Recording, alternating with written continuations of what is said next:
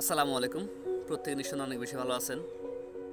বাংলাদেশে social media ব্যবহার করে না এমন খুব কম মানুষই আছেন, যে ফেসবুক, টিকটক বা ইউটিউব দেখে না এমন কিন্তু খুব কম মানুষই আছেন। কিন্তু এখান থেকে ইনকাম করতে পারে বা ডলার ইনকাম করতে পারে কিন্তু খুব নগণ্য মানুষ, যেখানে হয়তো 5% ধরতে পারেন বা আপনি 2-1% হয়তো এদিক সেদিক করতে পারেন। কিন্তু কথা হচ্ছে যে এখান থেকে কিছু সামান্য টাকা ইনকাম করে অনেক অনেক ছেলেমেয়েরা এমন ভাব দেখায় যেন তারা রাজত্ব পেয়ে গেছে। ভাই, একটা কাজ না করতে পারলে হয়তো আপনি এখান থেকে ইনকাম করেন, এটা একটা ভালো কথা। কিন্তু আপনি এমন ভাব ধরেন, এমন ভাব দেখান যেখান থেকে কিন্তু আপনি মনে হয় যে কোটি কোটি টাকা ইনকাম করতে পারেন। দেখেন ভাই, একটা কথা হচ্ছে যে আপনি এই পেশা বেছে নিয়েছেন, আপনার জন্য এটাই প্রযোজ্য।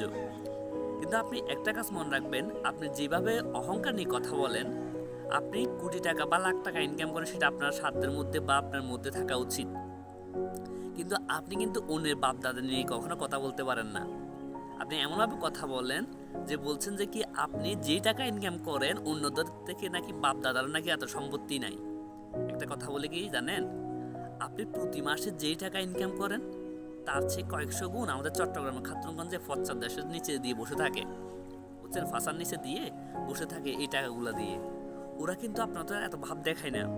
লুঙ্গি পরে যেই টাকা ইনকাম করে আপনার মধ্যে এরকম কয়েকশো ছেলে ফেলে ওনারা কিন্তু লাল পালন করতে পারে, কিন্তু করে না। কারণ আমাদের চট্টগ্রামের মধ্যে ব্যবসায়ীদের মধ্যে অনেকগুলো অহংকার নেই। তো তাই বলছি ভাই, আপনি আপনার জায়গা থেকে আপনি পিওর হন, আপনি আপনার জায়গা থেকে ঠিক থাকেন, আপনি আপনার জায়গা থেকে ইনকাম করেন। কিন্তু কারো অন্যদেরকে নিয়ে ট্রল করে বা অন্যদেরকে অহংকার ভেবে নিজেকে অহংকারী মনে করে বা অন্যজনের বাপ দাদার সম্পত্তি নিয়ে কথা বলে কখনো কথা বলবেন না। কারণ আল্লাহ তাআলা ছাড় দিয়ে কিন্তু ছেড়ে দেন না।